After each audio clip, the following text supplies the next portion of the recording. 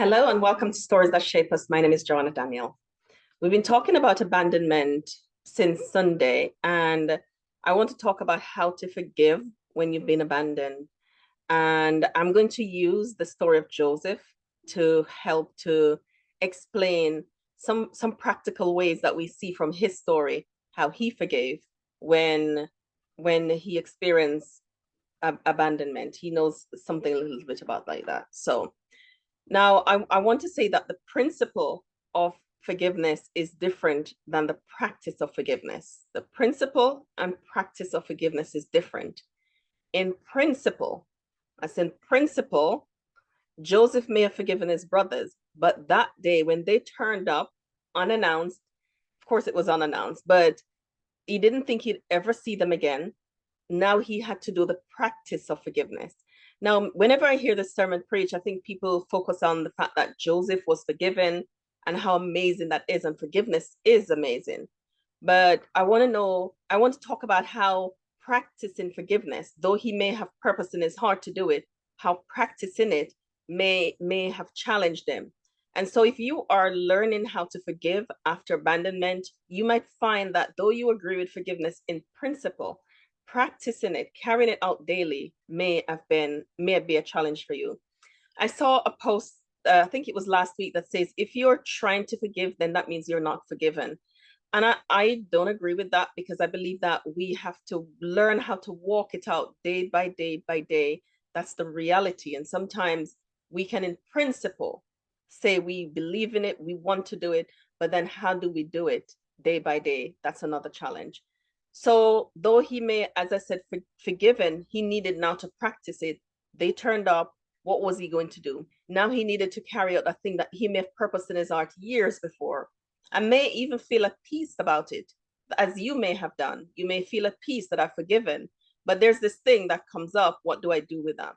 So what did Joseph do? And I'm going to just share something that I learned by, well, a term that was coined by Daniel Coleman that is called hijacked by the amygdala. The amygdala is the area of the brain where the feeling, what we feel around the situation is recorded. So the how we feel about an event is recorded there. So when we are hijacked by the amygdala, it occurs when we are triggered and we go into the emotional brain, and our fight or flight or freeze or fawn response is activated. And that takes milliseconds to move from trigger to automatic response.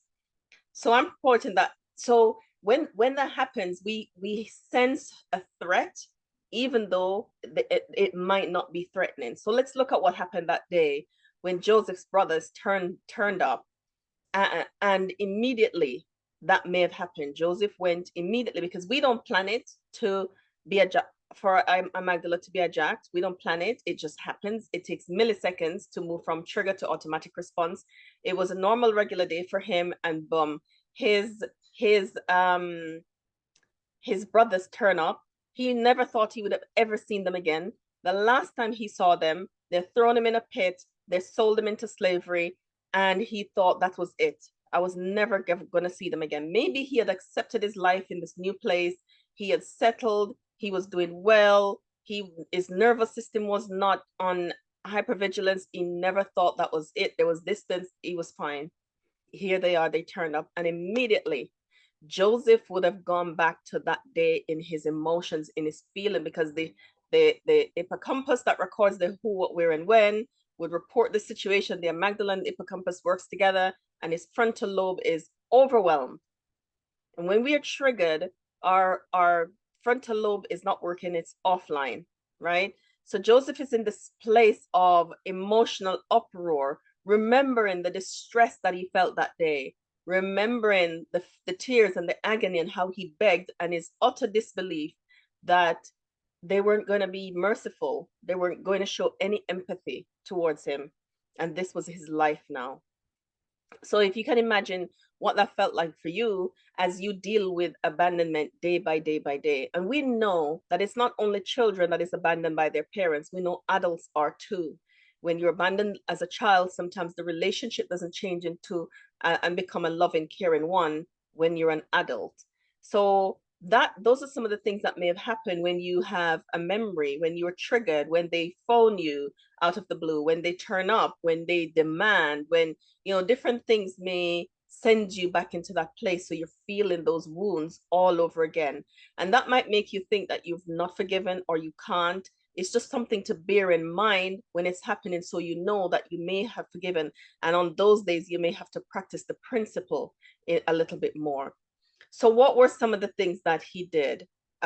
Trust was impacted, which is clear. When we experience abandonment, trust is hard hit, because we experience it in such close relationships that we struggle to trust other people, we struggle to trust ourselves. And we see that what Joseph said to his brothers is, you've come to spy out the land. He's testing them because he's trusting. Have they changed? Are they now new people? The last time I saw them, this is who they were and this is what they did. Can I really now believe that they are different people? Are they come to what are they here for? So if you're battling with the practice of forgiveness, check what's in your memories. Are you being triggered and remembering just the pain, what that feels like, the story that is around the abandonment and what you're telling yourself? Just check, because we can't force our minds to forget, but we can learn how to change the course of our thoughts. But we have to first admit that we have those thoughts. So we can't force our mind to be, even if we were abandoned when we were children and we were young and now we're adults, it doesn't mean that suddenly we won't remember it anymore. It still stays in our brain, because we can't just leave our brain in the past. It comes with us. So first, to be able to practice and walk out what you determine in your heart to do, is to become aware of what's in my memory bank. When I'm triggered, how do I feel? What's going on? And be comfortable with the story, be comfortable with the triggers, and learn how to use coping strategies to widen the space between your trigger and your automatic response, so that you can have full brain capacity to think and to act and to do, so that you're not acting in ways that suggest that you haven't forgiven. So second thing we see that Joseph did, he tested them. Joseph tested them. Forgiveness doesn't mean immediate restoration. That's another thing that sometimes in our Christian community we struggle with. It doesn't mean restoration. It doesn't mean immediate restoration, and it doesn't mean restoration at all. It just means that I am now aware that when I'm triggered and I remember these things happen, I have purpose in my heart to do it, and I'm going to learn how to walk it out daily. Forgiveness doesn't mean immediate restoration. If the people haven't changed, when you are sitting with yourself, or when you're sitting through the hurt, or when you're in connection with the people, change is demonstrated through actions. So you can forgive but not restore. We see Joseph tested his brothers several times just to see, perhaps, have they changed?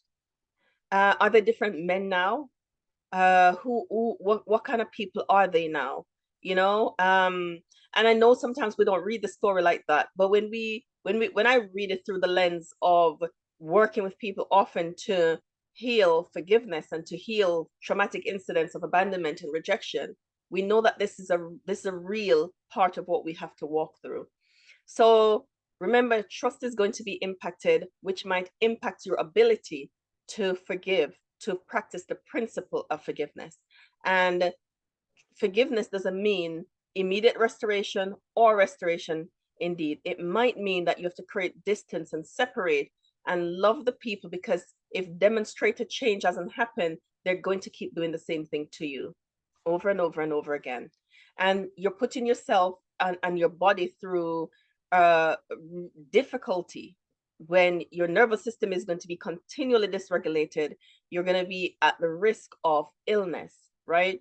So we have to be also wise. The Bible tells us that we need to be wise. And though we would love for everybody to change, we would love for everybody to be sorry for what they've done. We'd love for everybody to love us and provide a sense of belonging, and we can live in community in peace and harmony.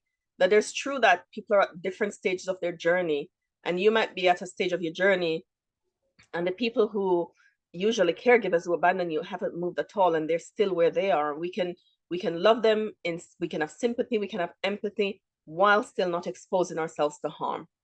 So if you're struggling, just bear that in mind. Where am I in the principle and practice of forgiveness? And because I've forgiven doesn't mean that the amygdala won't be hijacked anymore. It doesn't mean that memories won't flood you and you'll have to deal with feelings and hurt around the event. But once again, we can work through those feelings, we can work through those hurt, we can come to a place of peace and resolution where we are okay. Thank you for joining me in this episode of Stories That Shape Us. I hope you'll join me on the next story.